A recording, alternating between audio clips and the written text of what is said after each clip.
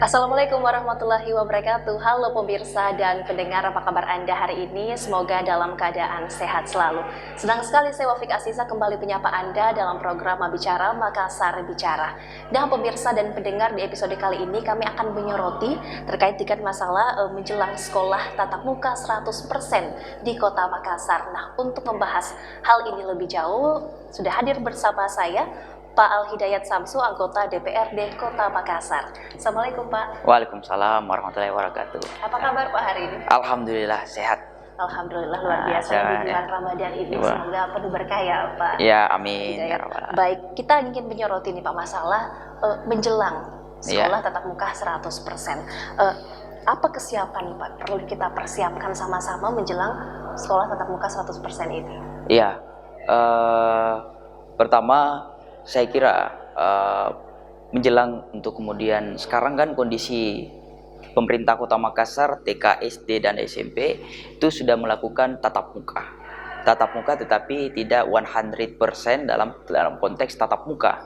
Nah, kami berharap dalam gerakan pengawasan kami sebagai legislator mendorong pemerintah Kota Makassar untuk segera menghadirkan 100% tatap muka. Kenapa? Karena tentu ukuran tatap muka itu yang sangat diharapkan daripada siswa maupun orang tua siswa. Kalau kita melihat dalam konteks absensi daripada siswa selama hadir dari 29 siswa daripada satu kelas, yang hadir kalau dalam pembelajaran daring atau biasa kita kenal hybrid, offline dan online, hanya 5, 10, bagaimana kemudian kita membangun karakter anak bangsa ke depannya kalau kemudian niat belajar pun itu sangat minim.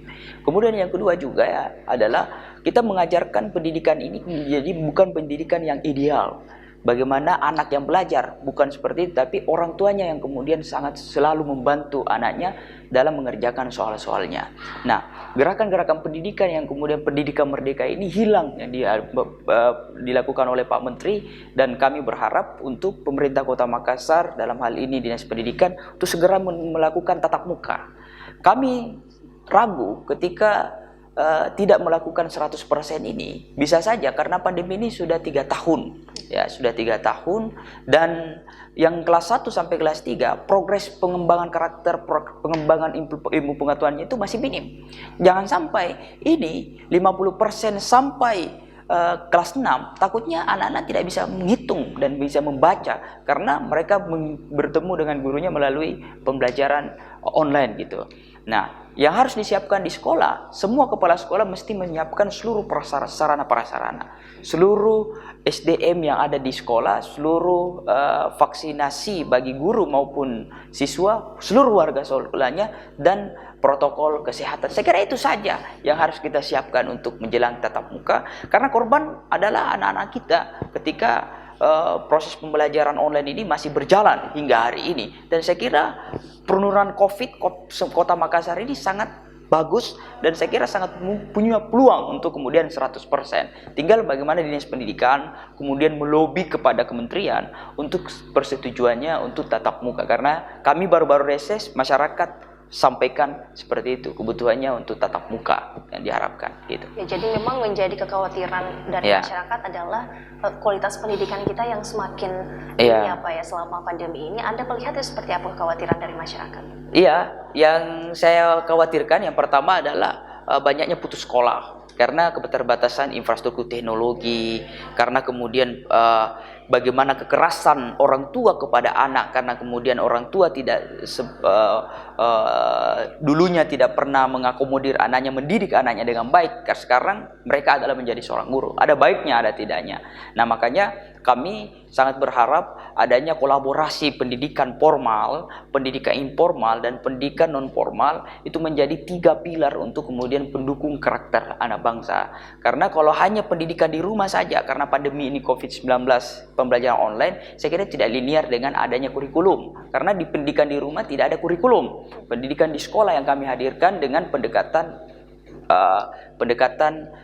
tatap muka 100%. Nah, inilah kami harapkan, karena ketinggalan mata pelajaran. Anak-anak sudah kelas 1 kemarin pembelajaran online, ada yang ukuran untuk anak-anak kemudian naik kelas pun itu tidak ada ukurannya. Jadi guru-guru saya kira ukuran misalnya anak-anak kelas 1 nih SD mau naik kelas 2, absensinya apakah dia melihat di absensinya, apakah dia melihat daripada karakternya, apakah dia melihat dari akademiknya. Jadi kompleks. Jadi ukurannya itu tidak ada. Jadi sehingga ukuran anak-anak perkembangan pengetahuan dari kelas 1 sampai kelas 3 sekarang ini saya kira tidak ukurannya. Ukurannya adalah kita tatap muka untuk mengejar ketinggalan mata pelajaran di masa-masa yang lalu. Iya, bisa dibilang PJJ ini juga menyebabkan banyak masalah yang cukup kompleks ya bagi masyarakat. Nah, ada terobosan baru dari pemerintah terkait dengan kurikulum prototipe atau kurikulum merdeka. Iya. Ini diharapkan ya Pak untuk bisa menyesuaikan kondisi dari sebelumnya PJJ dengan tatap muka. Anda melihat kurikulum ini seperti apa? Ya. Kalau kami melihat dari fraksi PD Perjuangan, kurikulum merdeka dan kurikulum prototipe ini adalah kurikulum yang sangat baik di kondisi sekarang ini. Kenapa? Karena dia kurikulumnya adalah fleksibel. Kemudian yang kedua, anak-anak khususnya untuk TK, SD, dan SMP itu tumbuh kembangnya. Mereka dididik dan diajar dengan modifikasi pembelajaran dengan cara bermain. Ya. 70% lebih banyak di luar. Pak Menteri mengatakan, hey, semua meminta untuk siswa lebih banyak outing kelas daripada kelas. Karena ketika di green school dan di lingkungan sekitar, itu kemudian gampang terserap ilmu pengetahuan. Jadi saya kira kurikulum yang sekarang ini sama tujuannya dengan kurikulum K13. Kurikulum 13 adalah tujuannya adalah pendidikan karakter. Kurikulum Bukan Merdeka Belajar dan prototipe ini juga pendidikan karakter. Cuma saja modifikasi pembelajaran yang berbeda. Satu hal yang saya ingin petik dalam kurikulum baru Merdeka Belajar dan prototipe ini, kalau dalam kurikulum K19, kurikulum 13 mengatur secara demikian, secara administrasi dan lain sebagainya, teoritis. Tapi kalau kurikulum merdeka, anak-anak diberikan kemerdekaan dalam membuat cita-citanya di masa datang. Sehingga apa? Sehingga anak-anak apa yang dia pelajari, apa yang dikerjakan.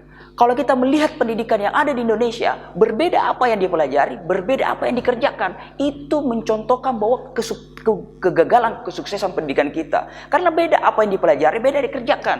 Nah makanya Merdeka Belajar memerdekakan. Apa cita-citamu, itu yang digali sampai hingga kamu mendapatkan pekerjaan di masa akan datang. Baik, Merdeka Belajar dan tentu guru punya tanggung jawab dan beban yang besar untuk kurikulum ini. Kita akan lanjutkan lagi apa pembahasannya, seperti apa kesiapan kita. Kami akan lanjutkan usai jeda berikut ini. Tetaplah bersama kami di Mabicara.